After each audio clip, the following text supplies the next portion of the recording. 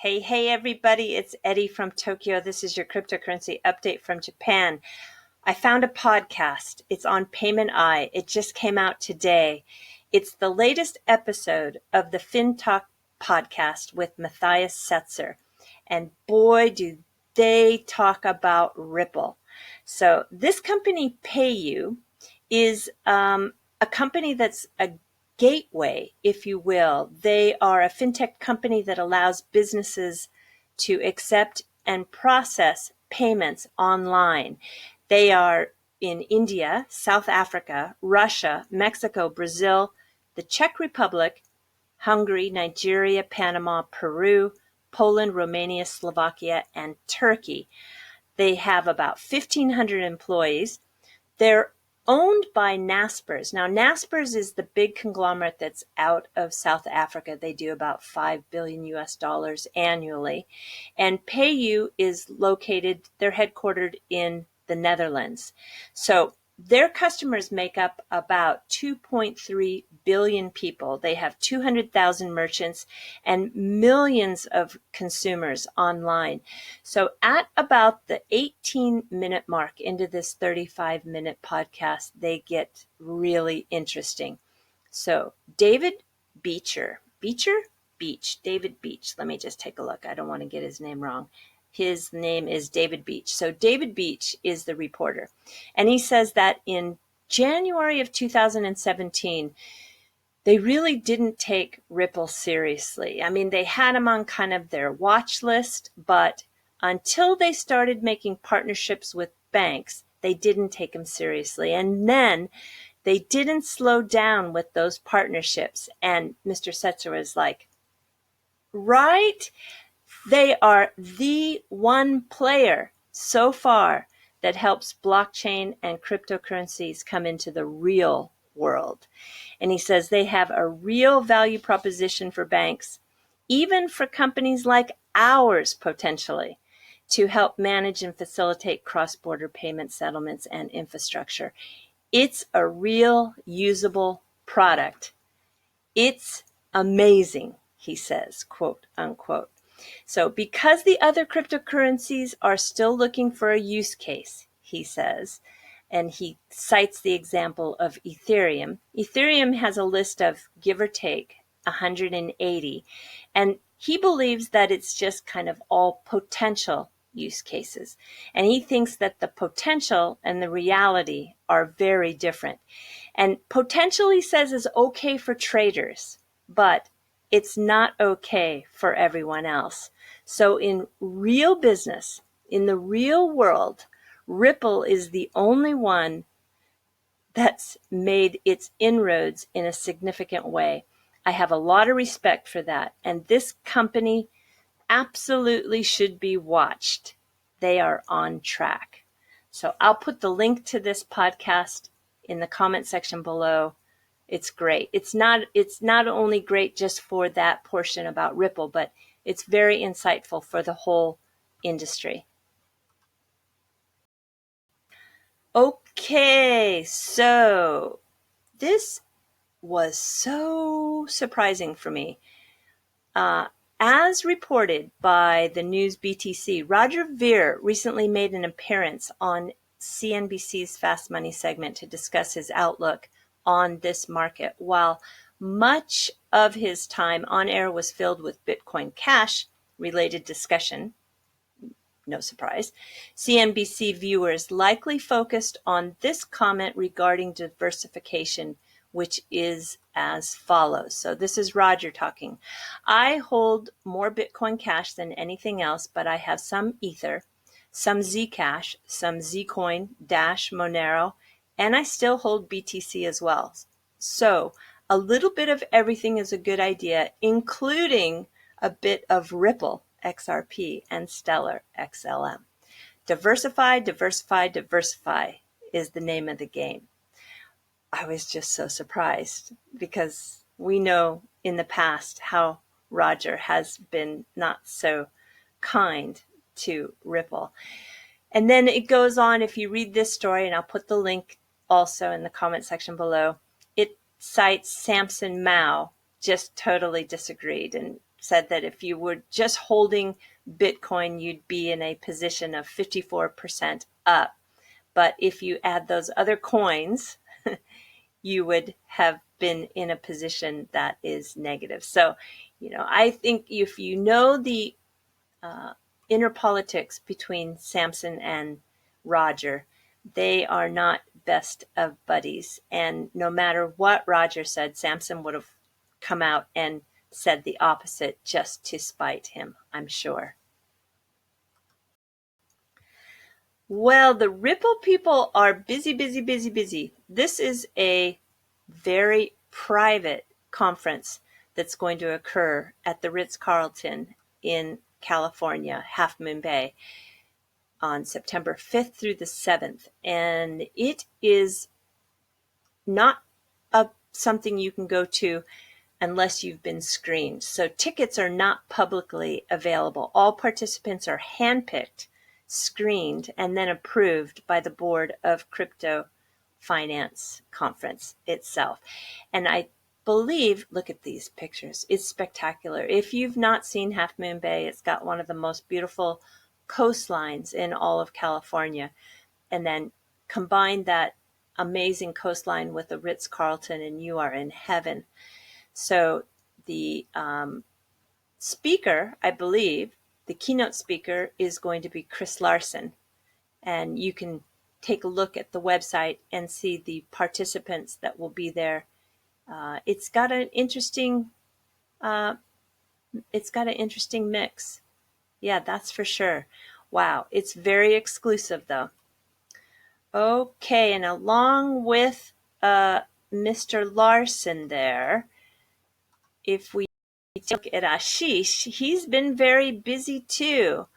He was recently at the Lending Club, what did they call that? Innovate. And he was one of the guest speakers.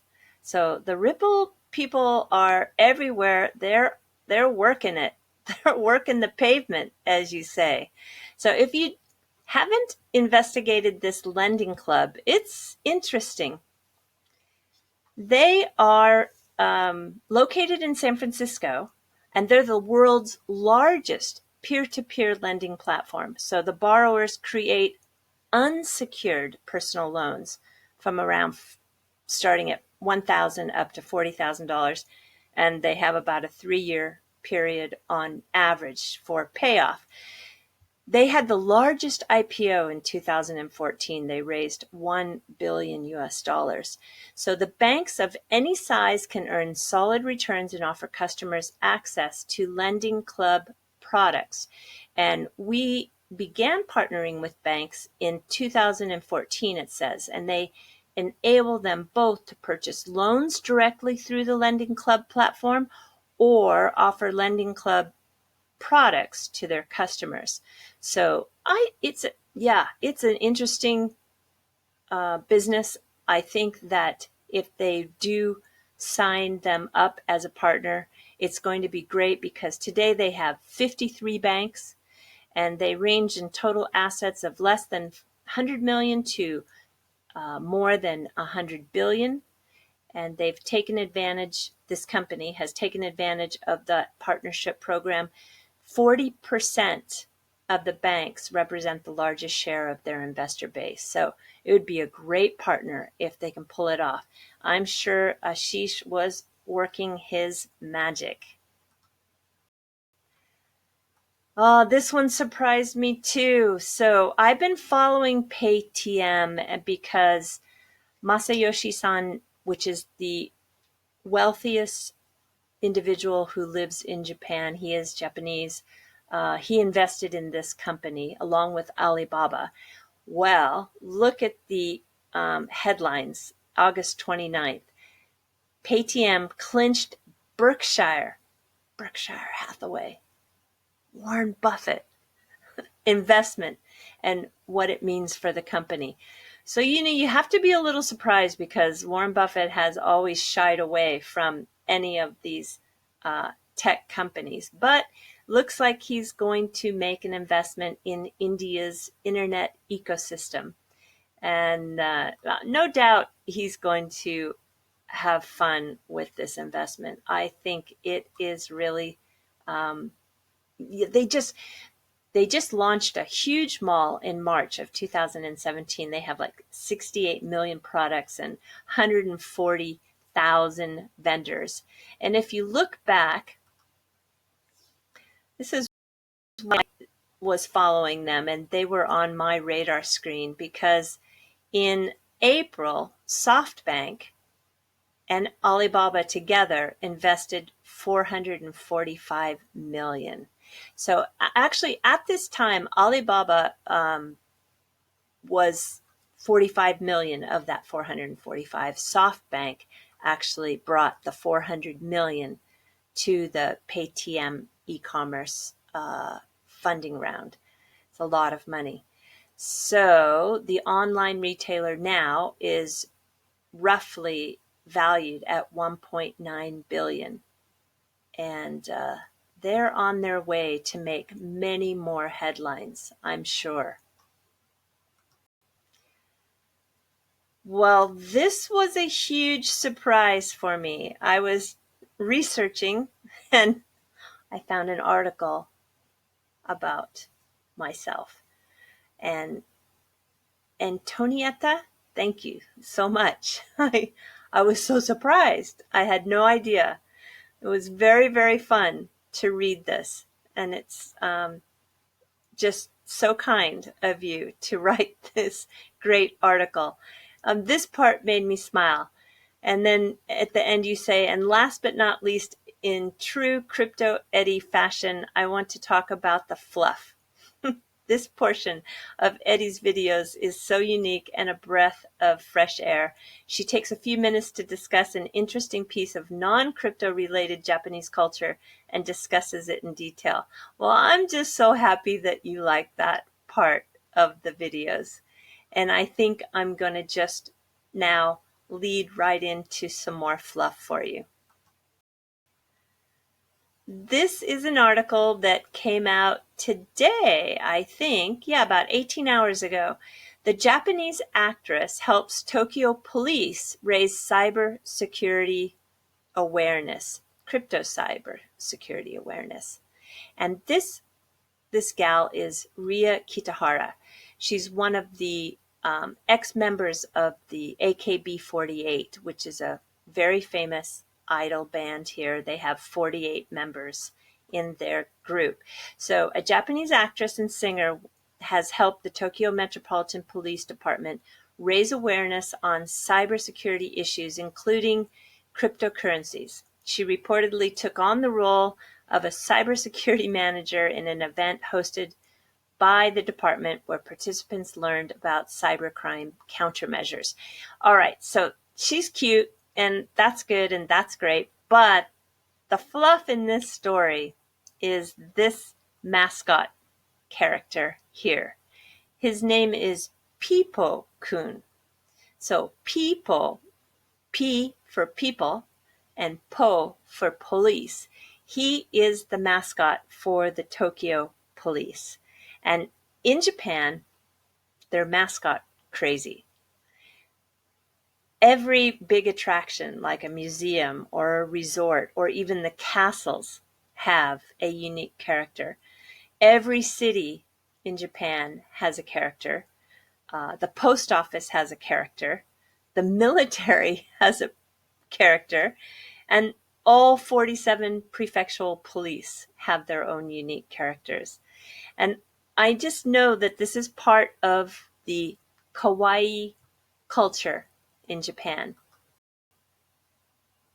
Here is Pipo-kun when he first came out, I think. You can see he has this antenna on his head, so he can always stay in tune. He's got big ears to hear any sort of cry for help.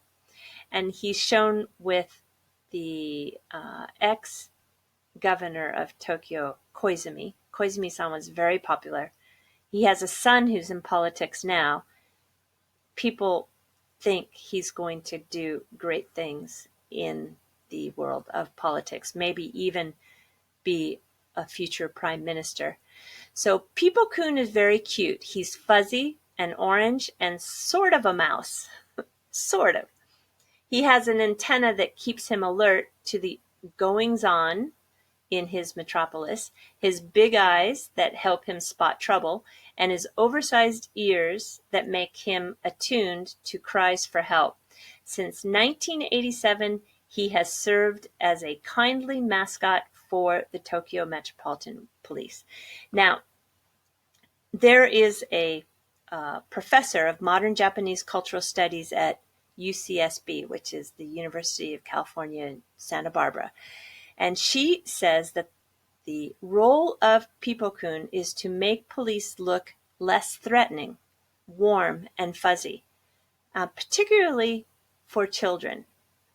And I think the police in Japan are very accessible, very accessible. And let me show you how accessible. In many, many, many neighborhoods, so the official number is there are 6,000 of these. It's called Koban, and it's a police box. And they are the eyes and ears of a neighborhood. And they'll have, I don't know, 4, 5, 6, 10 officers that all work 24 hours at these Koban. And they respond to emergencies, of course, but they'll even just be so happy to give you directions. So if you visit Japan and you see a Koban, and they come in all shapes and sizes, don't hesitate. If you need help, even if you just want to know where the best kaiten sushi is, the ones that go on the conveyor belts, they'll help you. They're just the friendliest, and they take care of the neighborhoods. This is real community policing. They even take care of all the lost and found. And yes, I even have found my iPhone at my local Koban. I dropped it out of my pocket when I was on my bicycle one day. Someone picked it up and took it to the police station. So anytime you lose anything, your keys, your wallet, your phone, it always goes to the Koban. Just go and check. And if the person who turns it in doesn't leave a report, then it's anonymous. And usually that is kind of, I don't think it's manner, but that's just what people do. So when you find something, you just drop it off, and the police will always ask you, can I write a report? And everyone's like, no, no, no, no, no, no. It's okay. It's okay. And off you go. So this started in Japan in 1874, and now it's really an established part of every neighborhood. Look at all these. Look at this one. It's so cute. So all of them are different and unique. It's not generic, and they're not scary. And some of the buildings are actually quite historic. And I think they're doing a good job. I think they have become aware of how special a lot of these old ones are, and I think they're doing everything to keep them from being in disrepair, and I think they're keeping them as a kind of historical history in terms of architecture for Japan, which I'm really happy to see that they do, because it hasn't been until recent that they have found some value in some of the older buildings. I think before, in the past, the Japanese wanted everything new and modern, and they had a tendency, at least in Tokyo, to not save those old buildings.